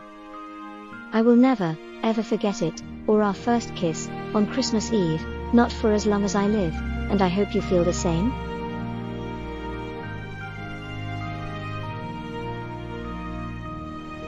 For me, at 14, just 2 months shy of 15, meeting you in Siesta was my fondest dream come true.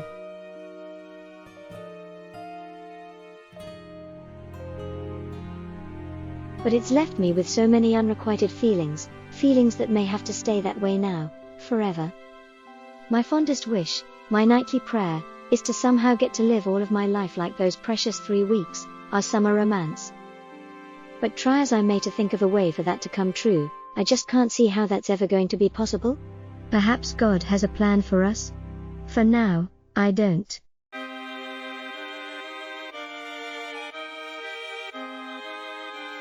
Nicholas, if we do, by some miracle, get to meet up at Siesta again for our summer holidays, I want you to take me up the river in a canoe again. Back to our waterfall. To spend the afternoons there, together, alone, just you and me. I cannot ever imagine being there, and feeling safe, with anyone else but you. Oh Nicholas, I miss you, so much. Thank you for an unforgettable summer romance. Sincerely yours, Elizabeth. Now let's jump forward 7 years and 7 months to see if their bold gambles paid off. Was their honesty and willingness to make themselves entirely vulnerable worth the obvious risks involved? You be the judge.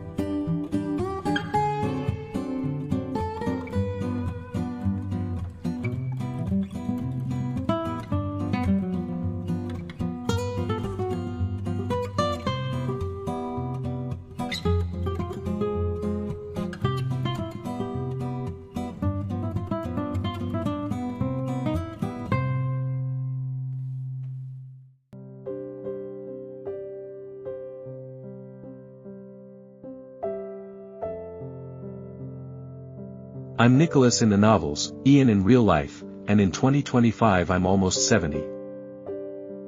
You may wonder why I do these videos about Jennifer's life. Since she ran away from mother in Canada, back to Africa, to marry me 46 years ago now, her relationship with her mother went from bad, to worse, to terrible, to unbearable and downright dangerous. To the point of being life-threatening. Why? Jen's mother was, and thank God I can now use past tense when describing her, a malevolent, sadistic, malignant narcissist, and that is a flattering description of her best side. She was the evil queen, and young Snow White was her captive. Yes, and her victim. This photo accurately represents how Jenny came back to me in June of 1979, at 22 in Cape Town. She had a suitcase, a big handbag with makeup, passport and perhaps $50, the clothes on her back, and most importantly, herself. She came back to me with no dowry or any financial assistance from her parents, nothing else. No family, just her and me. Her parents didn't even think to give her $100 to help pay for her wedding dress. Worse yet, her mother purposely did everything to snub her and her wedding, demanding her dad and sister do so too. Also spitefully ensuring none of Jen's family would be there on her big day. But I'd just been given the greatest treasure of my life. I knew that then, I still know it now. Jenny had unselfishly chosen the survival of our love for each other, ignoring her mother's cruel threats and vindictiveness, by choosing to share her life with me and stoically enduring the pain her mother subsequently inflicted on her for doing that.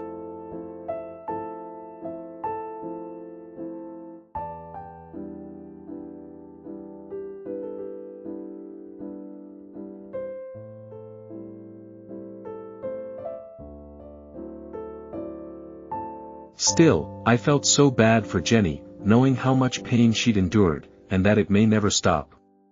I resolved right there and then, in that airport arrivals area in Cape Town, to remedy all of that as best as I could.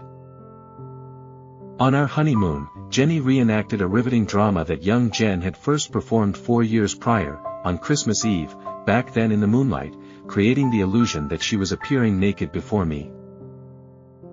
Only now she was appearing naked before me, in bright sunshine. This time there was no illusion. It was real and extremely emotional.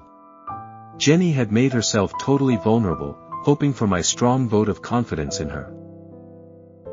Thankfully she'd asked me to not interrupt her till she was done with her interview. I had a painful lump in my throat so large, that I was unable to speak anyway, and I could feel tears welling up in my eyes as I witnessed her plead so ardently for my undying love. I still don't fully understand what I did to deserve the love of such a beautiful soul.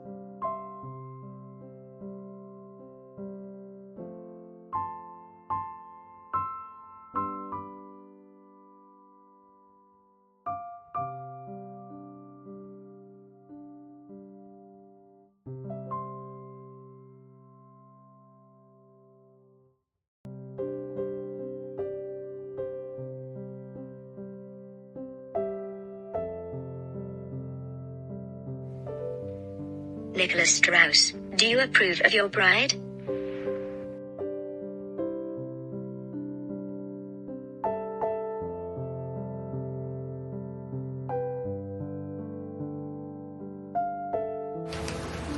And now Nicholas, do you still approve of me?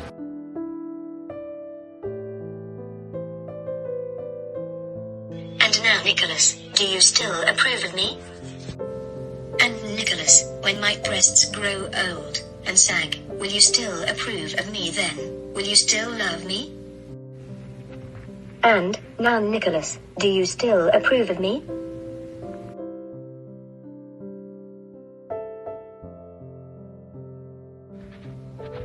And Nicholas, when my soft, flowing maiden's mane, the pride of my youth, turns grey and brittle with age, will you still approve of me? Will you still love me? And Nicholas, when childbirth and age have taken their toll, when I've borne you sons and my middle is not so flat and firm, but rounded and softer, will you still approve of me? Will you still love me, truly, even then? And now Nicholas, do you still approve of me? And, Nicholas, when age takes its toll, and my hips are fuller and well-rounded, my thighs not as smooth and well-formed, will you still approve of me? Will you still love me? Will I still be your true love? Your only love? Only then was I to give her my answer, and only after accepting that my reply was to be binding, with God as my witness, for our entire life. So what was my reply? Jenny, you came back to me with no blessing, a bitter curse pronounced over you, with no wedding dress, no dowry, just yourself. Painful as that was, that's the most honest declaration of love I could ever have imagined.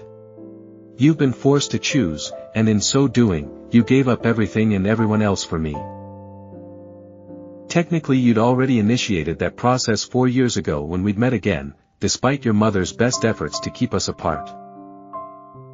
You followed through by running away back to me, so that we could finally get married. I love you, Jenny. I've always loved you, Jen, and I always will. I promise, before God, and you,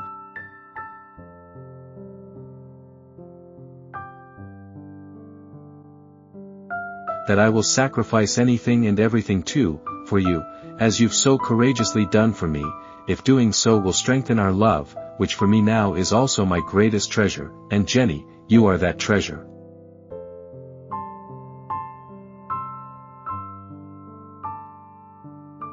I've always used all of my wealth to say thank you to Jen and Jenny for coming back to me, with nothing that any daughter of most normal parents would have taken for granted. All I got was her. I'd been given the greatest treasure of my life. I knew that, and I appreciated that, acutely. I still do.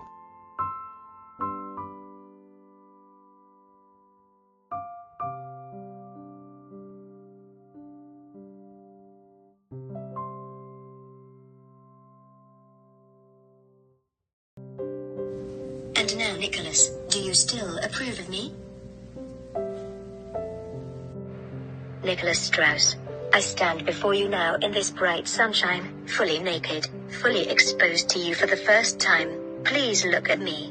I'm at my most perfect now. Time will soon start taking revenge on me for my brazenness, but the time's also finally come for you to claim your fair maiden, your bride. Me. Now is finally the perfect time for me to be transformed by you from a young maiden, into a woman. So what are you still waiting for, Nicholas? The perfect time for us to consummate our love has finally arrived. It's now.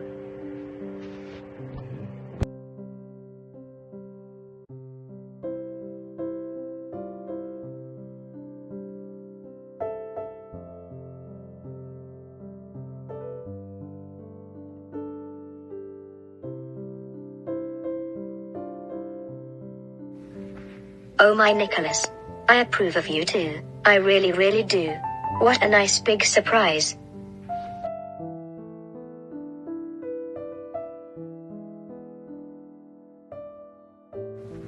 I love you, Mrs. Elizabeth Strauss. I always have and I always will. Mrs. Elizabeth Strauss, that is such a nice ring to it.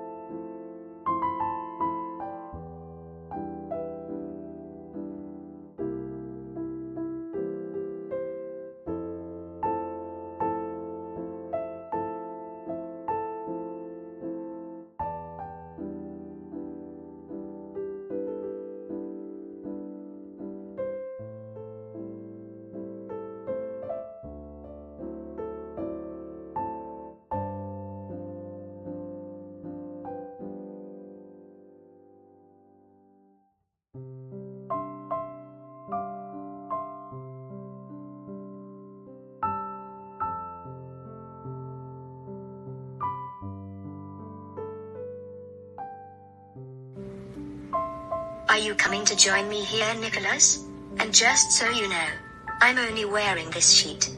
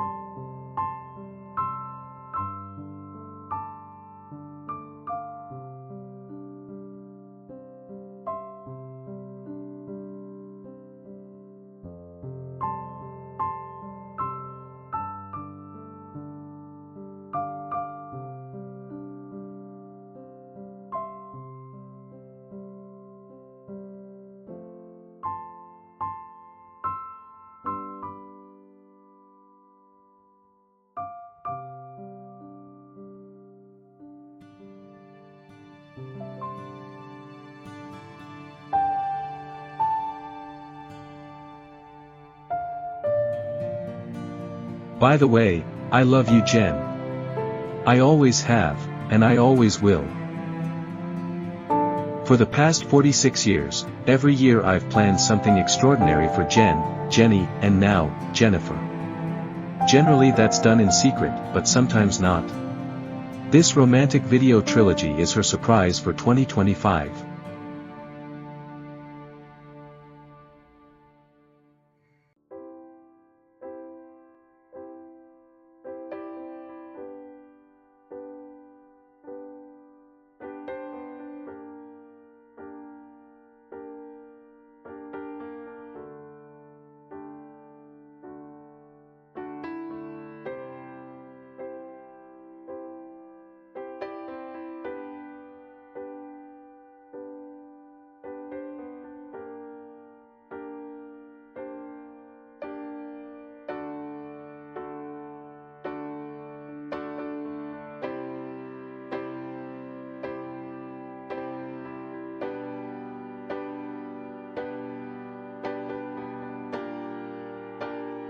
I'm Jenny, at age 22, the unlikely heroine of our love story.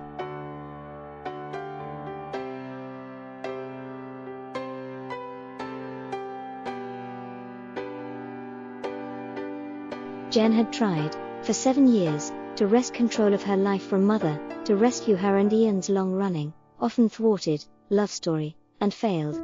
Ian had tried to rescue her from captivity in Canada, and failed.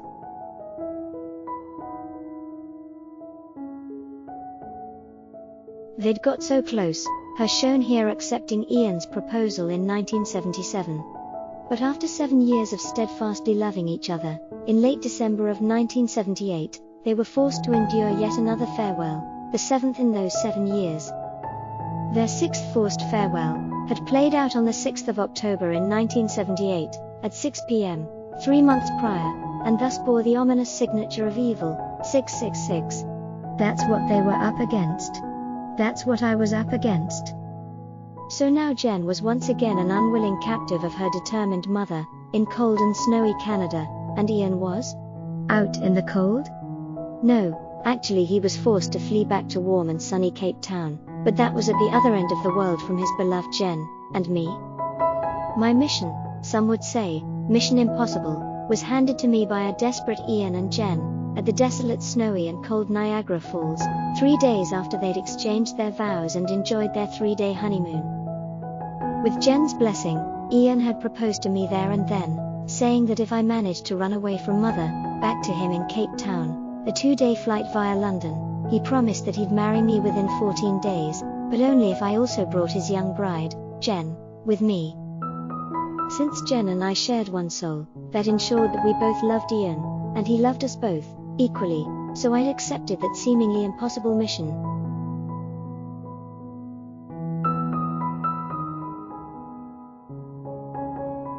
I'm demure, gentle Jenny, suddenly the unlikely designated dragon slayer. Really? Little me a dragon slayer? How could I defeat Mother's cruel plans for my future, her insisting I give up on Ian and our enduring love story? At 22 I was given the unenviable task of defeating the old dragon, my birth mother, who'd always been determined to control every aspect of my life, including who I'd love, marry and build my future with, and importantly, where and when. For 7 years she'd enjoyed her many victories. Ian and I were forcibly separated by her, 7 times, the latest sad farewell being at Niagara Falls a few days after Christmas in 1978, by then already engaged for almost 2 years. After his failed rescue attempt, Ian had to leave Canada back for Cape Town, without me, and I had to dutifully return to captivity with Mother, or live a life on the cold and snowy streets of Canada, which obviously would have been an even a worse fate. So what now? How could I possibly escape all the way from Ontario, Canada, back to Ian in Cape Town, South Africa? That would require 2 long-haul, overnight international flights, the first from Toronto to London, the second from London to Cape Town.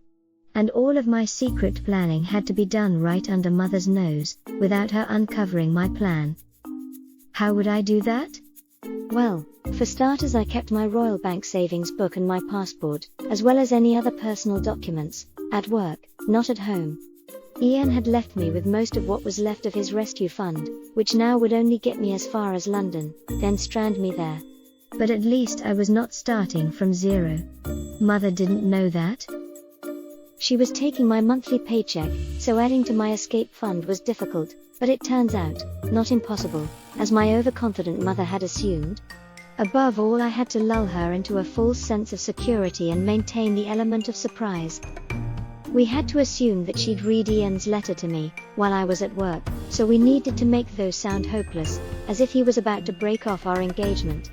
Any letters he wrote that revealed our real plans, had to be sent to my office address, all of the decoys sent to me in Mother's home, where she'd find and read them. We'd agreed that the success of my mission was to be measured by attaining these goals. 1. Escaping my captivity in Canada within 7 months, so that was before the end of July in 1979. This was our joyous reunion in Cape Town, on Sunday morning the 17th of June in 1979, after my final flight from London, Heathrow, back to Cape Town, to Ian. 2. Sealing our marriage with a kiss no later than 14 days after reuniting. Exactly 13 days later, on Saturday the 30th of June, with 1 day to spare, Ian and I were officially married. 3.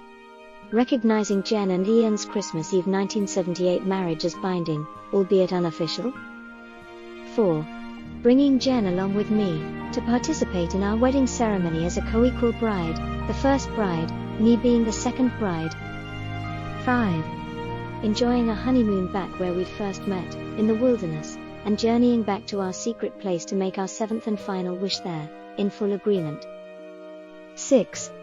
Sealing our victory there, with a kiss, within 7 years, 7 months and 7 days of our first kiss on the banks of the Wilderness River, at the Ferry No, in the moonlight once again.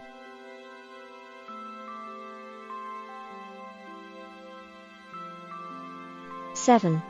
Returning to Niagara Falls in the summer of 1980, to celebrate our love's victory, our first anniversary, at the site of what, 18 months prior, loomed large as the site of our love's ultimate defeat. As you may correctly have surmised from these photos, against tremendous odds, I outsmarted our cruel mother, escaping from her cruel captivity, taking Jenny with me, making us both runaway brides, and I got married to Ian with exactly 1 day to spare. Mother had underestimated my resolve, overconfident that she would always easily win any head-to-head fight with me. She lost.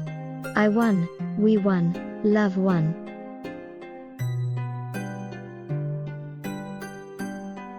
Mother died in September of 2024, at 93, in faraway Canada. She never changed. Jen was mentioned in her will, but only to send her one last spiteful message from beyond the grave, a poison apple. I intercepted that will, and will never let Jen read it, or tell her what that poisonous last message was. Our love's victory had come at a very high price. The last 2 years were exceedingly painful. But I now knew whom I loved and who truly loved me, and who really didn't even know how to love anyone, but herself. It would be several decades before I'd hear the term, narcissist, and understood what it meant. More's the pity. But I suspect many of you could say the same.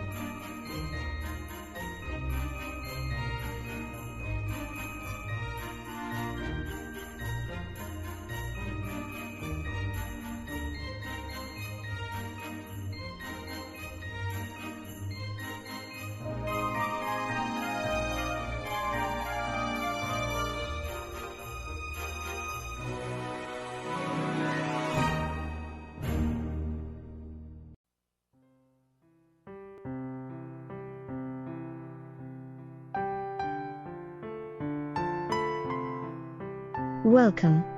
I'm Jennifer, pictured here at Niagara Falls, just before Ian and I were parted for the 7th time by my mother, who he calls the Ice Queen, because her heart is ice cold.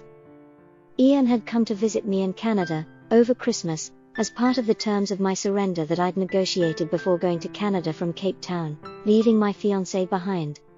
My sister had betrayed us before Christmas, telling our mother of my plans to return to Africa with Ian.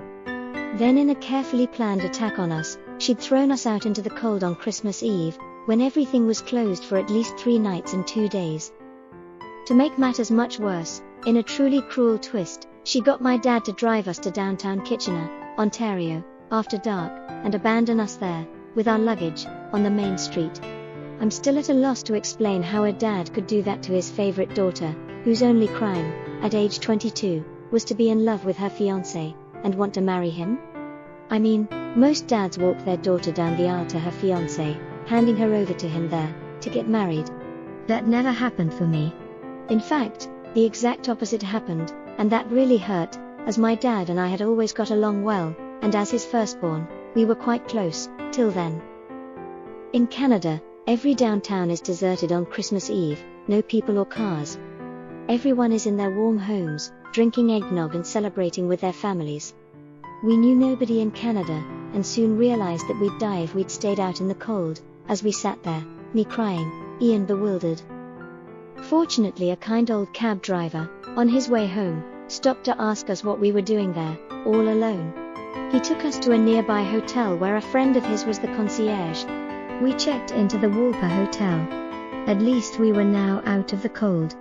We'd survive, though we'd have to figure out how our love was going to survive this latest obstacle. How that all played out will be detailed in a video Ian still has to make, but to jump ahead a little, Ian was forced to surrender me to my mother, and had to leave Canada without me, back to Africa. His brave rescue mission had failed. Before he left, we spent a day at Niagara Falls, the honeymoon capital of North America, saying goodbye, not sure if we'd ever end up together. We were determined to somehow end up back together again, and agreed that after we were married, we'd come back to Niagara Falls, as newlyweds, to celebrate true love's victory there. But for now, that was just a wistful fantasy. As you know by now, after all the cruel setbacks we'd suffered, we planned my escape from my captivity in Canada in total secrecy, me feigning resignation, whilst all the time working towards my end goal, which was to return to Ian and for us to be married within 7 years, 7 months and 7 weeks from first meeting in December of 1971. We'd both agreed on that time frame as being important for our love story. We needed a deadline to motivate us, to focus us both on a long overdue victory for our love story. So that meant I'd have to be back in Africa, with Ian no later than early August of 1979. That left no room for miscalculations. I was determined to arrive back in Africa even earlier than that, and as you can see, I did, much to the dismay of my mother, who'd really thought our love story was over. No, it wasn't. I just lulled her into a false sense of security so that she'd let up her guard long enough for me to plan my escape. In this photo, taken on our wedding day in late June of 1979, we sealed our love's victory with a kiss. Only recently we've figured out that our victory kiss happened almost exactly 7 years, 7 months and 7 days after our very first kiss, give or take a few hours. But what neither of us realized back then, was that our meticulous planning was simply playing out within a much more elaborate plan dating back to France in the late 1600s, when our 10th generation ancestors were forced to flee for their lives. My direct ancestor was forced to go to England with her parents, Ian's to Africa. Once in England, her mother insisted that she stay there, with an engagement ring on her finger. In those days there was no way to keep contact, and so their young love story stayed unrequited, for almost 300 years. Besides the engagement ring Ian had given me, which I wore on my left hand, as is customary, since 1976, when the last guardian of this old heirloom ring, my Granny Louise, died at age 79, as our eldest granddaughter I became the ring's new guardian. We were so relieved to finally be married, against incredible odds, but somehow I think that on that day, as we were forced to use that old family heirloom engagement ring as our wedding ring, a long overdue happy ending occurred, not just for us, but also for our direct French Huguenot ancestors, Genevieve and Charles. As you can see, Their old engagement ring played a crucial part in our wedding. But back then, we really had no idea what the bigger picture was. We were just so happy to finally be married. Later that night, after I'd retrieved my engagement ring, for the rest of the night, as you can see in this photo, I reversed the previous order. I did so instinctively, perhaps in recognition of the crucial role my ancestors' ring had played on our wedding day. I usually wore it on my right hand, and my own engagement ring on my left hand. As such, my heart, positioned in the middle between my own love story on the left hand, and that of my direct ancestors on my right hand, had a much bigger destiny to fulfill than I could have ever imagined, back then. I'd not planned to get married with the old family heirloom ring, that just happened, seemingly by chance. In hindsight, now it's obvious that our forced detour to the apartment to clean mud off my dress from the photo shoot, which had resulted in me forgetting my engagement ring there in our rush to get to the church, late as we were for our wedding, was crucial to ensuring that I had no choice but to have to use the old heirloom ring as our wedding ring.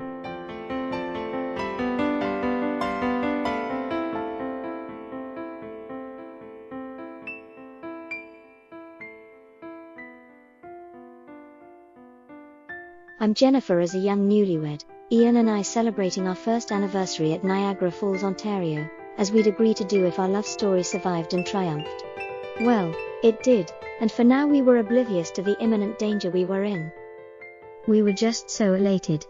Euphoria ruled as we'd completed our first year of marriage, 8 years, 7 months and 7 days after our very first kiss, way back on Christmas Eve in 1971, in faraway Africa. Spring had just ended a week or so ago, and this was our first ever summer in North America. It was time to enjoy the warmth and smell the fragrances of the flowers at Niagara Falls. It was time to remember how defeated we'd felt after the Christmas of 1978, saying our 7th farewell at the frigid Niagara Falls, and how elated we now felt, in the summer of 1980, celebrating our first anniversary at the warm Niagara Falls, the sky so blue, the sun shining bright, the grass green, neatly trimmed and the flowers in full bloom. We were grateful to our Heavenly Father for protecting us and our love through all the years, so that we could be standing back at what seemed to us at the time to be the likely scene of our love's ultimate defeat, only now, celebrating our love's victory. Life was sweet, our love was warm, and we basked in our victory. Those sure were happy days. What could possibly go wrong? After we'd left Africa, as newlyweds, in December of 1979, to start our new lives in North America, whilst in transit, we'd spent a few days in London, an important city in our love story. Then, we'd left England for America, and for the first time ever, we'd spent a few days in New York. Of course, like for so many others, we were rather overwhelmed by almost everything in New York. Ian took this photo of me, just before Christmas in 1979, with the Twin Towers as a backdrop. We'd enjoyed our stay in New York, and resolved to return there for our 25th anniversary, in the summer of 2004. We had no idea what evil people, filled with hate, were planning. Who did? On the 11th of September in 2001, a surprise attack on good people, by hate-filled, evil people, changed the lives of thousands of normal people like you and us. How many love stories were ended on that day? I doubt anyone knows the answer, but my guess is thousands. Similarly, back in the late 1600s, when French Huguenots were being killed in an attempt to rid France of all Protestants, and 200,000 of them hurriedly fled France for safety in many other countries, becoming Europe's first refugees, how many love stories were cruelly ended? I suspect the answer would also be thousands. Amongst them were Ian and my direct ancestors from 10 generations ago, so we already know the answer is definitely not none. So, as the young bride, shown here on my wedding day, with the benefit of hindsight, I'm going to answer my 1-year-older, alter ego's rhetorical question. Whilst celebrating her first anniversary at Niagara Falls, of what possibly could go wrong for our love story, with this warning. Evil doesn't simply slink off, accepting defeat. It patiently plans a comeback, trying to snatch defeat from the jaws of victory. That was a cruel lesson we were about to learn the hard way, many years before that fateful 11th of September in 2001. My name is Constance. I was pleasantly surprised to see how trusting my daughter and her new husband were. I mean, really. Did they think I'd simply accept defeat and never plot and scheme to punish my daughter for her rebellion, her disloyalty? As secretive as she'd been, planning her escape right under my nose, whilst I believed her that her love story was over, so too shall I make secret plans to destroy their love, even if that means she'll be destroyed in the process. That was an acceptable risk for me when I broke her spirit in Africa, resulting in her coming back to me, her spirit broken, her romantic dreams defeated, so why not now? When I threw her and Nicholas out of my home on Christmas Eve, I was determined to use my husband as my ultimate weapon against Elizabeth. She'd felt my rejection before, and seemed to somehow manage to rise above that. But her and her dad had always enjoyed a cordial relationship, so she had to feel his rejection, which she'd see as a very hurtful, traumatic betrayal of trust. That should have broken her spirit, but it didn't. Somehow she'd recovered from him driving her and Nicholas to the deserted downtown Main Street of Kitchener, abandoning them there in the dark and cold. I'm the queen, and he's my loyal huntsman. He'll do whatever I demand in the future. When she ran away from me in Canada to marry Nicholas in Africa, I'd ensured that her dad would not be at her wedding, also that none of her relatives would be there either.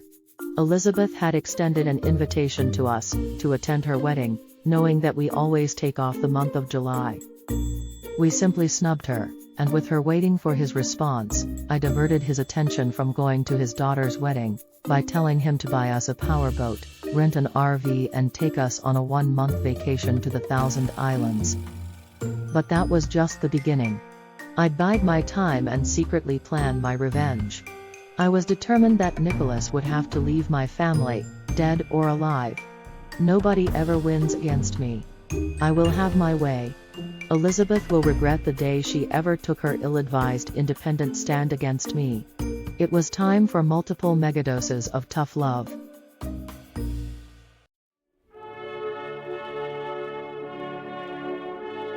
I'm young Jen. We've already seen my wedding and honeymoon in Canada. Jenny's wedding in Cape Town 46 years ago, and Jennifer's wedding in Helena, Montana 31 years later, happen in the upcoming sequel.